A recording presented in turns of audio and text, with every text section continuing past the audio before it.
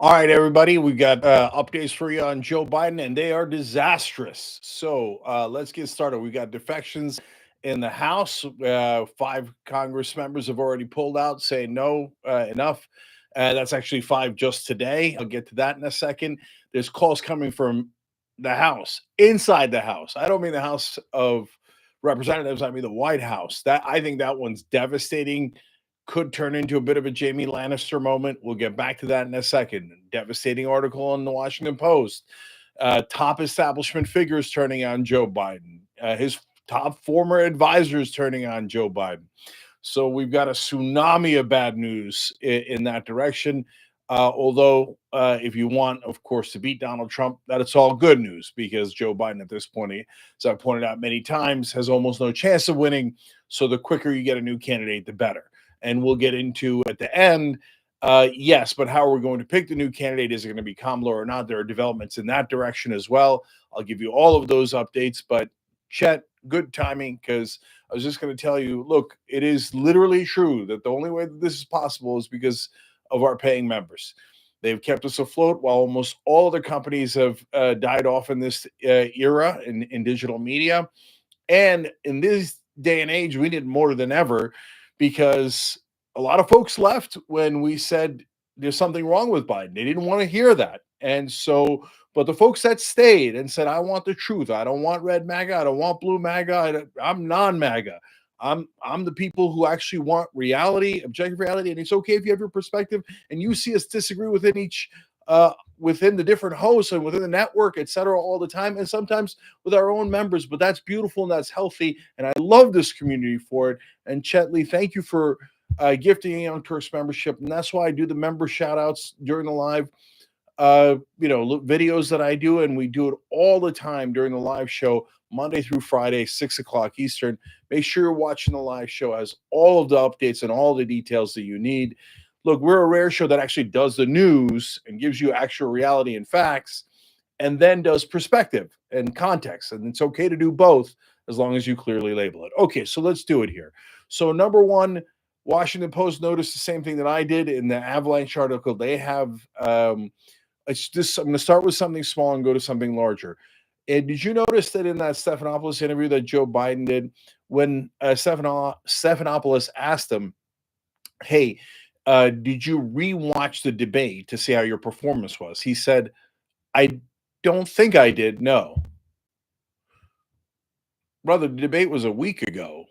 You don't remember if you rewatched the most famous debate in American history at this point, certainly in our lifetimes, and that you were involved in, and that might have single-handedly sunk your campaign. Look, I'm not saying he had to rewatch it. It was painful for us to watch it. I imagine for him, it would be enormously painful to rewatch it. But I just need you to know whether you watched it or didn't watch it. And so, look, if you say, hey, Cenk, you're over extrapolating, and so is the Washington Post, et cetera, he maybe just, I mean, you can't say he didn't remember. That's my point. He definitely remembers. So what he's pausing there, even in this state, he's got to remember that minimum fact. My point is that he's pausing to see, wait, are we pretending I watched it or are we pretending I didn't watch it? And he's not sure. Oh, yeah, yeah, yeah, yeah. Look, even on ABC News, even right after the interview, there was speculation about how he was holding a pen and that people with Parkinson's hold pens to make sure their hands don't shake. Look, I don't want to get into the, medical opinions on his potential Parkinson's. I think that that's people have made an excellent case for that. But more importantly, and for today, the whole point is the tidal wave of people being concerned about Joe Biden. So in the larger article, they talk about how his team has bungled a response. Again, we can blame his team all day long, and you hear me blaming them and Jill Biden. I think it's not misdirected to say that, but at the same time, there's one decision maker here, and it's Joe Biden, and he's got to make this decision. And not only that, he's got to be responsible for his actions. So, they're saying, well, like, did the usual stuff? Did they prepare him well enough, and did they bungle the post debate reaction? Right? Should they have gotten him out there more and have him do more campaign events and more interviews and unscripted? But guys, you're not getting it. The problem is Joe Biden. He can't do those things. So what do you want the staff to do? Wrap him up in duct tape and send him out? And that's kind of what they've done. And that's why it looks so bad. There's only one correct answer here, which is that he can't do it anymore, which leads us to the biggest story. And then I'll get to the rest of the tsunami as well, because they're all really important. Even Adam Schiff turning on him, which we'll get to in a second. But one last thing from the Washington Post. They said about the reaction that Biden and his team had to the concerns after the debate. They characterized it, or one insider did, as, quote, a deafening silence.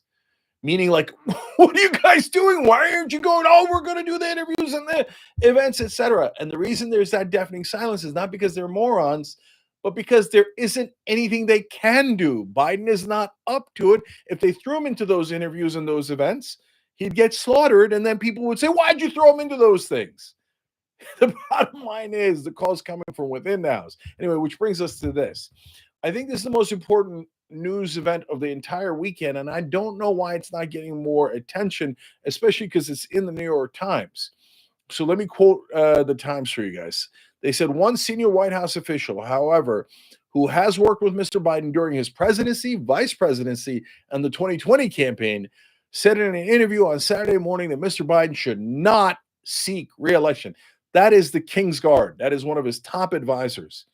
I've got more of that quoted for you in a second, but even Jen Psaki on air today on MSNBC was like, not a lot of people that fit that description. And there's one that we're all thinking of. I don't want to out a person without being sure, and I don't know, right? But what that seems to be describing is someone that is in the very, very inner circle of Joe Biden. And that person is now putting up a hand and saying, we're done here, guys. In fact, let me read you the rest of it. After watching Mr. Biden in private, in public, and while traveling with him, the officials said they no longer believed the president had what it took to campaign in a vigorous way and to defeat Donald J. Trump. The official who insisted on anonymity in order to continue serving said Mr. Biden had steadily showed more signs of his age in recent months, including speaking more slowly, haltingly, and quietly, as well as appearing more fatigued in private. Come on, it's totally over. Totally over. That call is coming from inside the House, inside the Praetorian Guard, inside the King's Guard. That's Jamie Lannister screaming from the castle, somebody do something. It's already over. But if they put their name to it, then it does become a Lannister moment. And guys, of course, only politically, right? But I'm saying if one of the King's Guard goes on the record and says, I've seen the brother this whole time, he just can't do it, that would definitely end the proceedings. So that's one potential way that this ends. Not the only way, but a giant potential. Okay. Red Barker, thank you for gifting 5 Young Turks memberships. You're awesome, Rhett, and I appreciate your brother. And so, look, I spend these Sundays giving you these updates because they're important. My God, the country's on the line. And guys, the good news is if you care about news, yeah, we might have a mess here, and there might be 100 things that go wrong in this election, and God knows what happens afterwards. But you're in the middle of history right now, and that is an amazing place to be. I mean, right now we have no idea what's going to happen. We have pretty good idea that Biden's going to be forced to step down. I'm going to give you more on that in a second. But then what do we do after that? I think there's a good idea on what we should do, but are we going to do that? Nobody knows. Who's going to be the new candidate? Nobody knows. And there's only 4 months left to the election. This is as exciting and amazing as it gets. And this is dealing with a person who's having senility issues. The other candidate's a lunatic. Nothing's being done about that. So we'll get to him in due time. And I hope that the Democrats straighten out their house so that they could get the focus back on Trump, who's the real problem. And I'm going to say one more quick positive thing before I get back to the bad news for Biden. Look, you're seeing in some of the polls that even though Biden is an absolute disaster and 80% of Americans say that he's not mentally well enough to be president. I mean, that's a stunning number, 36% approval rating, like near record lows, stunningly low, terrible. But Trump's not pulling away. You know why? Because people don't like Trump either. And so all we got to do is put up some sort of candidate who the country thinks is functioning. And then you've got a great chance of beating Trump. I don't think this is a close case, but as you know, I've been saying that for a year. and it appears that both me and the members got it right. Our eyes were not lying to us, our ears were not lying to us. He really wasn't this kind of trouble. So that brings us to the more of the Praetorian Guard turning on him. Jen Psaki saying, I remember she was, of course, the press secretary, and oh my God, the libs love her, right? And she's the most loyal to the president, and that's why I said it's her being on MSNBC is a bit absurd. But here, even she has to break a little bit, okay? And she says, "What's going to happen, and what's the best path forward?" I'm not going to sit here this afternoon and tell you I know the answer to that to either question. Damn. I mean, everybody expects a loyalist like Psaki to come out and drop a Psaki bomb and go, "Of course, Biden, sir, he's the greatest, sir. Of course, what, this is an absurd conversation. Of course, he shouldn't drop out." Instead, she does the opposite. And she's like, "I don't know. Maybe you should stay. Maybe you should go." That's damning right there in and of itself. And in fact, she said, "I would say it went just okay for the president," referring to the ABC interview, which he needed to be a home run. And she's basically saying it wasn't.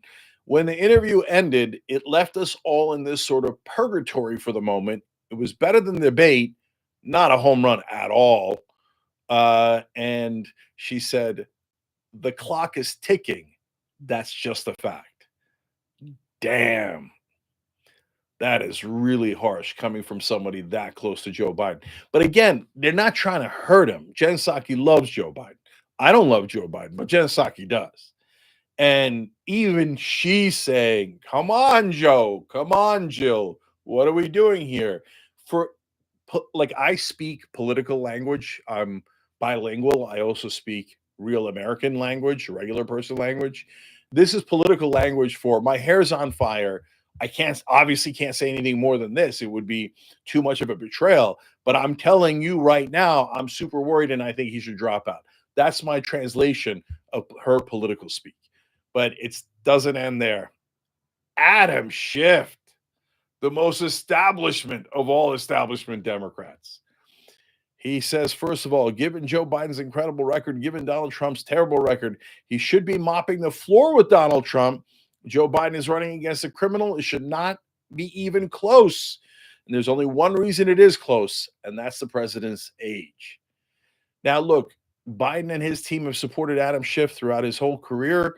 They had his back in the California primary. So for Schiff, Shifty Schiff, I'm just kidding. No, Schiff is doing the right thing here. I don't agree with him politically. I think he's way too conservative, corporate establishment, all those things. I wish he'd lost the primary. I can't be any clearer about Adam Schiff. But my point here is even some of the most conservative establishment Democrats in the country are saying it's the age. Adam Schiff should normally, under normal political landscape and context, be kissing Biden's ass in this interview, going, "Oh, this is outrageous. I can't believe anyone's even suggesting it. Joe Biden's the greatest president we've ever had," right? When he says, "I'm concerned about his age," that means he's got to go. We all talked it over. He's got to go. Okay, more from Adam Schiff, also equally devastating. But first, thank you to Cameron Tripp. Saying that you placed your vote for me. I appreciate it, brother. I appreciate it a lot. Thank you for the super chat, but also thank you for this. Yeah, wore it today. Hey, guys, look, you guys who supported me, we knew, we didn't know it was a long shot, to say the least. Of course. But what were we trying to do? We were trying to shake things up because we knew Biden couldn't do it. And we were trying to bring in different candidate in. I talked about bringing in the Democratic governors to get any candidate that could actually beat Donald Trump. And we were right about that. You should be I did a video for the members right before this, thanking them for it and telling them, which is true, you should be super proud that you got it right all along. And we all together as a community had the courage to act, even though a lot of people, for us viewers, probably for you family members, said you were crazy and that you should just support Joe Biden. You were helping Donald Trump, and you withstood all that in your search for truth. And that's part of the reason we set up this company. So I'm super proud of the members, and thank you for writing that in. Gums Vibe just asked in a super chat, what do I think about Hillary replacing Joe Biden? The Turks have a saying for that. Amanha! which means no, watch out, don't do that. No, it's what's the point? She already lost to Donald Trump. That is the one person we clearly should not pick. Parker Dawn, thank you for the super chat. Yes, we should actually be concerned about his day-to-day activities, not just the campaign.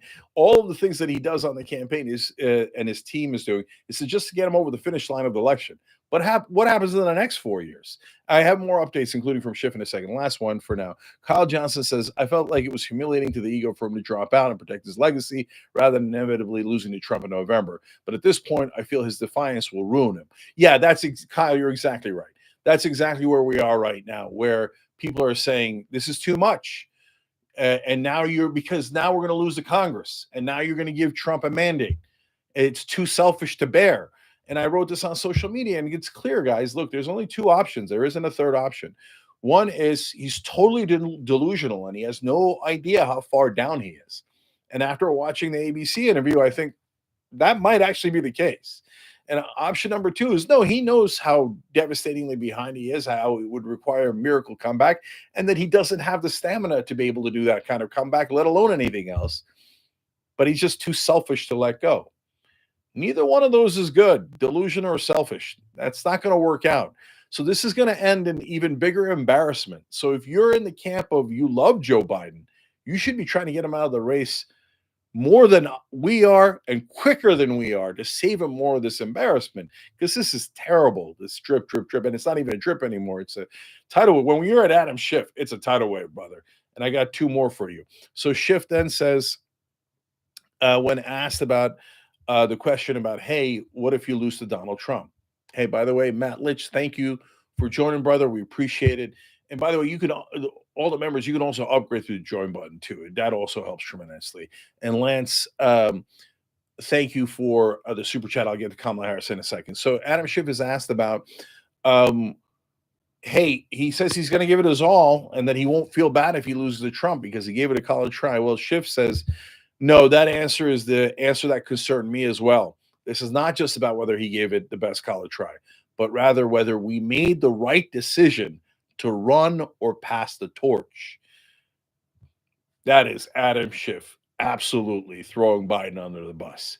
A day that I thought I would never see. That is stunning. So this thing is over. One Live 83, thank you for gifting a membership. Appreciate it. So now, last thing I got for you guys. Oh, I told you that I'd tell you the Democrats that have now come forward and said, yeah, he's got to withdraw. Now we've got today Representative Jerry Nadler, Mark Takano, Don Beyer, and even Adam Smith. So what's interesting about this is that it ranges from Groholvik-like progressives to moderates like Nadler to even conservative Democrats like Adam Smith and Adam Schiff. Adam Schiff hasn't said he should definitely drop out yet, but what I read you is basically in essence saying that in political speak. So it doesn't look like Biden's got any allies left, which then leads us to the last part of the conversation, because now even Clyburn seems to have turned on him. And if you've lost Clyburn and you're an establishment candidate, no. Okay, a monk without a conscious, I don't know what that is, but thank you for gifting the 5 Turks memberships, and your names are abbreviated, that's why. The Dude and WP Burnus, so thank you for the super chats. MDU as well. Damian Blight, thank you for joining. You guys are the best. Hit the join button. Join the team that actually cares about reality, okay? And that cares about beating Donald Trump, because he tried a coup last time. We can get back into that in a minute. But Nathan Poljak, it's hilarious. He's like, admit that you're a right-wing grifter. Why? Because I want Donald Trump to lose? I just called him a maniac. What part of that seems like I'm supporting Donald Trump? Will too, thank you for gifting 5 Young Turks memberships. Okay, if Clyburn has turned against Biden, again, this all adds up to there's no way out here. He's done by next week, right? And Clyburn is basically saying we should have an open convention. And then Ezra Klein, which is great. I love that Clyburn said that. And by the way, that is not a big, move of encouragement or support to Kamala Harris. Because in the beginning, it seemed like Clyburn was saying you have to hand it to Kamala Harris. But now he's not saying that. And he's saying if we do an open convention where the delegates decide, Kamala Harris will probably win anyway, and that'll make her stronger. That is a super rare moment where I agree with Jim Clyburn. Great. Okay. And that's what's also amazing about this. This at this point is not about progressives versus establishment. Those are older fights and maybe, I hope, future fights. But right now, we're not talking about that. I'm agreeing with Ezra Klein, who's a moderate, and Jim Clyburn and Adam Schiff, who are conservatives. They're agreeing with me when they would never agree with me otherwise. This is about people who want to win versus people who don't want to win. That's why that super chat from earlier was hilarious, because the people that are the Biden dead enders are now saying, we don't care if we win or not. I mean, in their deluded mind, I get it. And I feel bad for the actual voters and the actual viewers because media lied to them. I have an article about that. I did an op-ed for Mediaite. You could check that out over there. And media got them to believe in this alternate reality where Joe Biden can win. But if I'm the one, like, if you still haven't heard it and you still don't realize it, I hate to be the bearer of bad news, but there's almost no chance of that. So the only way to beat Trump is what now Clyburn, Schiff, Psaki, and all the conservative Democrats, all the moderate Democrats, and all the progressive Democrats that want to win are saying the same thing. Okay, so Ezra Klein wrote a great piece in the New York Times. I mean, look, I couldn't have written it any better, and I don't often say that. It's 100% correct. Check it out if you can. Spread it around if you can. And so he explains, one, there's nothing risky about a convention. People are overhyping the risk. Two, even if you think it's a small risk, brother, we're not winning. Why are we playing prevent defense when we're down 3 touchdowns? Right? No, that's my analogy, not Ezra's, but he's in essence saying the same thing. If ever you were going to take a small risk, this would be the time. And it's not really much of a risk anyway. And Clyburn, Ezra, and I am all saying the same thing about Kamala Harris.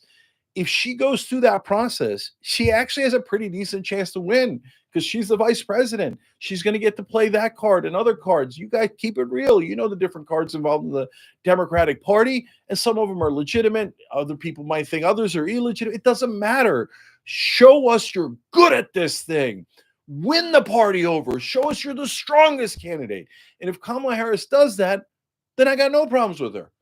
I withdraw my issues and my complaints. That means she was with it, she was strong, she was smart, she was savvy, and she got the job done, right? And right now she comes in as the favorite.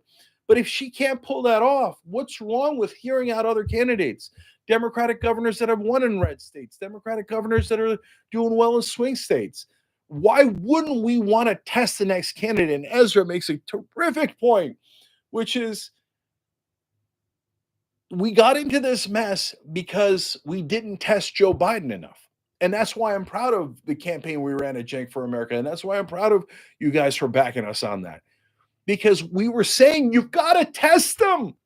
If you don't test him, you're not helping him. You're not helping the Democratic Party. You're just leaving us unprepared and unguarded. So why make that mistake again? It doesn't make any sense. So let's actually test these guys in a convention, just like we're supposed to. And now if every wing of the Democratic Party agrees, and of course there's others that don't agree, and they say, no, Kamala Harris should be anointed. Anointing people has worked out so well for the Democratic Party. Has it? When has it ever worked out for the Democratic Party? So let's go do this right. It'll be the last little piece of democracy that we can do. So definitely an open convention. In the beginning, it looked like Kamala Harris had a little bit of an edge. She was starting to run away with, we just got to have to anoint her. We have to anoint her, right? But now the forces of maybe not. Maybe convention is the right way to go. And, I've been saying that from day one. Ezra Klein did a brilliant podcast about that many, many, many months ago that I try to get people to listen to. And I like that Ezra wrote it instead of someone like me. Because Ezra has huge credibility within mainstream media. So if he writes the article, people go, oh, interesting. It turns out the facts are correct. Yeah, I know, brother. The facts are facts. But if he says it, they believe it. So great. I love it. So That's why, hey, we need to have open conversations, even if people don't agree perfectly. And even if you don't agree on policy on everything, so what? It doesn't mean the other guy isn't perfectly smart and can't help you at a different time. So strange bedfellows in this fight with me and Bill Maher, we don't agree on so many things, but we do agree on this. Carville, Axelrod, Ezra Klein, so many of these folks. These are the early folks. And always shout out to Dean Phillips, Marianne Williamson, who had the courage to run and who got nuked for it, right? But now that was the beginning. Now the rest of the iceberg has arrived, and Joe Biden has run smack dab into it. So now we see what he's going to do. I made the very, very bold prediction that he might be out as soon as Monday. Well, we're going to find out tomorrow, guys, because tomorrow's Monday. And so I think he's definitely a goner by this week. But at what point in the week, make sure you're checking out the show every day, Monday through Friday. 6 o'clock Eastern is when we start. We do a whole 2 hour show because we're cray. We do another half an hour for the just the members. So it goes 6 to 8 p.m. live for everybody, Monday through Friday. And obviously, Monday we'll have all the updates. Last set of shout outs here 909 Studios. You're the best for joining. We appreciate you, Corey M. You too. Maggie62, thank you for gifting 5 memberships. You guys are all wonderful and generous. Sorry if I didn't get to all your super chats, but brothers and sisters, I appreciate it. So this is amazing times. Like I said earlier, we're in the middle of history. So as stressed as you can get about it sometimes, make sure you're soaking it in too, because things like this do not happen that often in a lifetime. And last thing I'll leave you with is, as usual, hope. Imagine we get a new candidate and that candidate is super strong and they go into a debate with Trump and knock him the F out. That every time he says something stupid, they rub it in his face and make him look ridiculous and silly and actually put him to a test, because Trump cannot pass a test, cognitive or otherwise. We need a candidate strong enough to challenge him and to show that it's time now. All right, guys, we'll see you on Monday at 6 o'clock Eastern.